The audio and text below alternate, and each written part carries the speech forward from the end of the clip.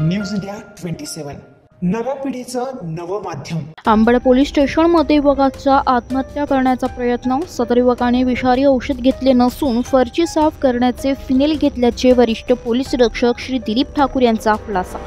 दिनांक 10 जून दुपारी 4 वाजेच्या सुमारास निलेश संपत साळवे वय वर्ष 25 राहणार मोरवाडी गाव या युवकाने अंबड पोलीस स्टेशनमध्ये ठाणे अंमलदार कक्षात अंमली द्रव्याच्या नशेत स्वतः सोबत घेऊन आलेल्या कीटकनाशकाच्या बाटलीतून काही प्रमाणात कीटकनाशक प्राशन करून आत्महत्येचा प्रयत्न केला होता।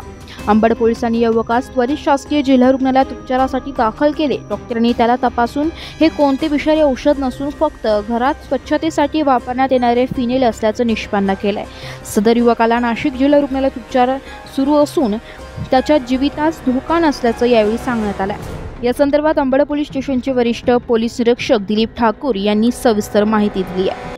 आज संध्याकाळी 4 वाजताच्या दरम्यान एक इसम अंबड पोलीस स्टेशन ठाणे अंमलदार कक्षामध्ये तक्रार नोंदवायसाठी म्हणून आला। त्याला आमचे ठाणे अंमलदार शिरसाट हे त्याचे नाव आणि तक्रार काही बाबत विचारत होते।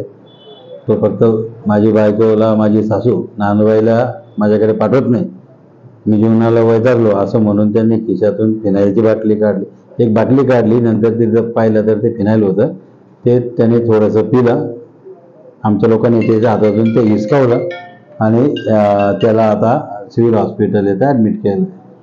त्याच्या कुटुंबियांची चौकशी करत आहोत। त्याच्या कुटुंबियांचे त्याचा भावाबद्दल कॉन्टॅक्ट झालेला आहे। त्याच्या कुटुंबियांना बोलवून त्याला ताब्यात देऊ आणि त्याच्यावर त्याने आत्महत्येचा प्रयत्न केला म्हणून भारतीय दंडविधान संहितेच्या कलम 309 प्रमाणे गुन्हा नोंद करू।